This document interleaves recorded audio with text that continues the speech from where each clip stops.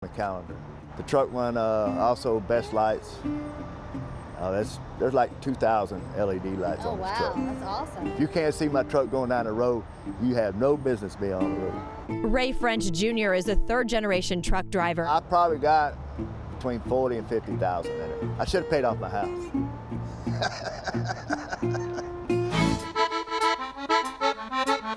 Vaughn Harris with VL Harris Trucking says it's not an overnight change. He's put 15 years into his rig worth almost 200 grand.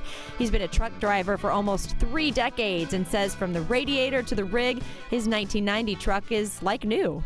This is part of my livelihood, and this is how I roll. It's like an office on wheels. When you go in there and your ride is clean, you get a better respect of the customer. They treat you better, and they feel better with you hauling their product. Just take a peek inside, from a bedroom to, well, what you could call a living room, complete with countless shiny chrome dials and gauges. I went to college for diesel mechanics and came out, and I enjoy trucking. I grew up around it and been around it my whole life, and so it's definitely been a blessing, and I can say God has blessed me, and I'm enjoying it. As you can say, I'm living the dream. Living the dream. Yeah, $200,000. I love that. In office on wheels, though. You got to Yeah. take some pride in it, and those trucks look great. Yeah, they do. Coming up on Fox 26 News at 9, a Houston area man is honoring outgoing President Barack Obama and having a little fun in the process with a portrait contest. Who won Best Portrait and $500?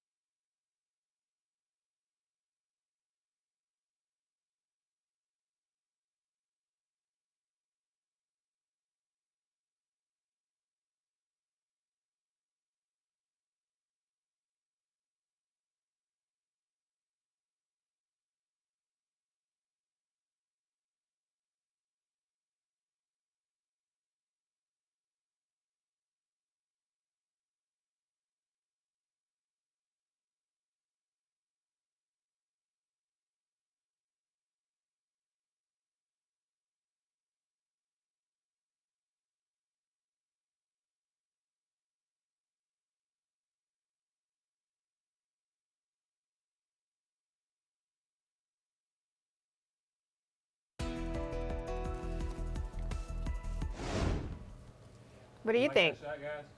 Do we Is think it late okay? I mean, it's kind of hard I for us. can't tell. It's like our 3 RP. Yeah, it actually does. Where's the foam finger? It's on Matt's desk now. I'm looking at the bottom monitor here.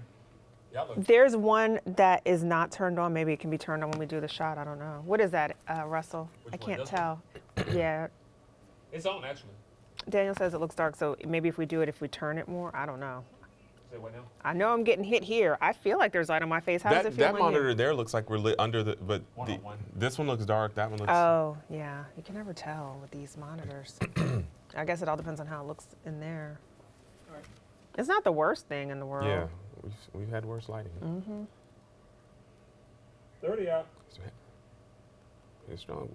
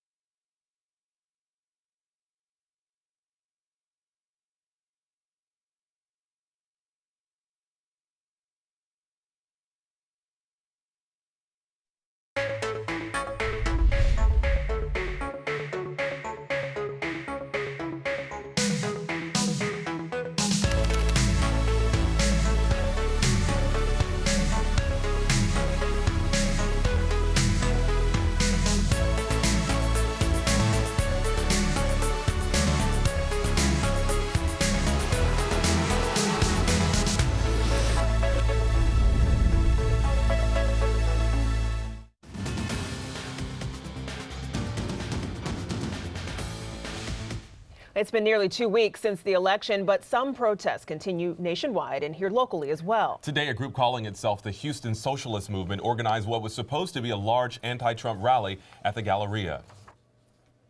When people of color are under attack, what do? Stand up, fight back.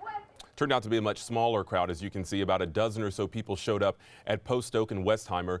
They chanted, as you heard there, and they also held up signs for the drivers passing by. The group says it wants to send a message that Donald Trump is not their president. Meantime, Donald Trump spent much of his weekend in New Jersey, where he is still trying to figure out how to staff the White House, something he needs to figure out within the next 2 months. Fox News correspondent Brian Yennis has the details.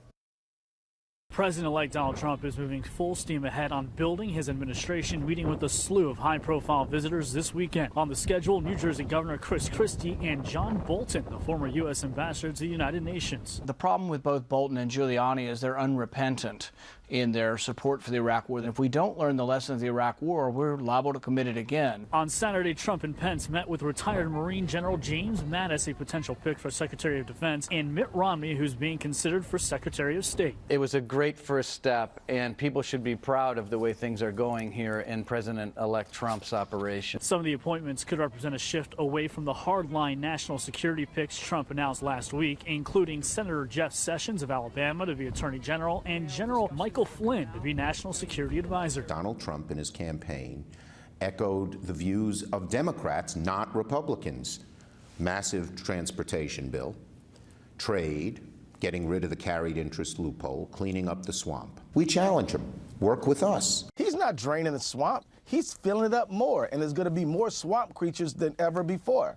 I mean, he is lobbyists and big-time investment bankers. He's not doing what he said he was going to do for average working Americans. A Trump spokesman says there's definitely a possibility more cabinet announcements will be made this week. In Bedminster, New Jersey, Brian Yennis, Fox News. A Houston man wanted to honor President Obama for his service to the country. So he decided to hold an art contest. Jimmy Dunn put the word out on social media, inviting people to paint a portrait of the president. He even offered a $500 prize for the winner. Well, today he announced the winner at a reception at the Unitarian Fellowship Church here in Houston. I think President Obama has done a great service to our country. He's been a very good president, and I think it's something that I wanted to do to show our appreciation for all he's done for our country. Well, the winner of the contest is Peter Zhang. He took home $500. I believe that's the portrait right there. Dunn says despite his affinity for President Obama, he is looking forward to seeing what President Trump can do for this country. All right, coming up tonight, the war of words continues. The cast of the hit Broadway musical Hamilton made a strongly worded statement to Vice President-elect Mike Pence. Now Donald Trump is taking to Twitter in a firestorm. That story when Fox 26 News at 9 continues.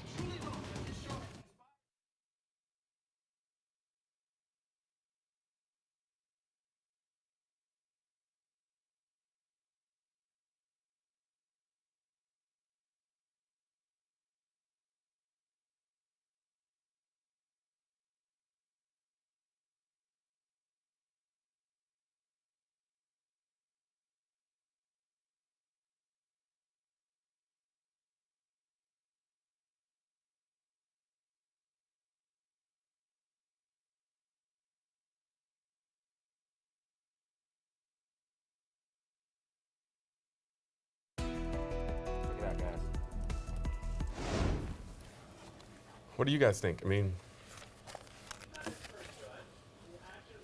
yeah. It gives you another option. Hold on, let's bring up some more. It doesn't bother me, especially now that I'm looking here, Jonathan. What do you? yeah, it's not bad. I mean, For like a toss to a package, Yeah. not for like a lot. But yeah, I mean, if you got to mix it up, yeah. not the worst thing. Especially because especially during the week, I mean, we're gonna have 2 or 3 reporters sometimes. I mean, there's no newsroom shot anymore for them, so we're gonna need to. 90. You're gonna use that for F6? F6 is the only time he's gonna use that shot, he says. Oh, so we'll try it tonight? Yep. Okay. F6. Good deal.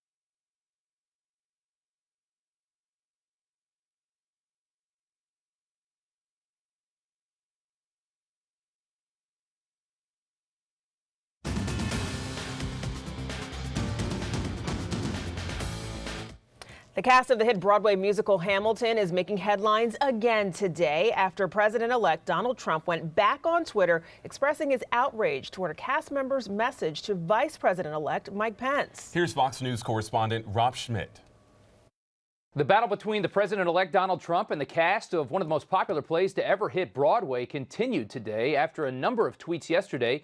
Mr. Trump tweeting out again this morning, the cast and producers of Hamilton, which I hear is highly overrated, should immediately apologize to VP-elect Mike Pence for their terrible behavior. On Friday night, Mr. Pence attended Hamilton with his daughter and other family members, and as the show was ending and Pence and family were leaving, the actor playing Aaron Burr read a prepared note singling out the vice president-elect. We are the diverse America who are alarmed and anxious that your new administration will not protect us, our planet, our children, our parents, or defend us and uphold our inalienable rights, sir.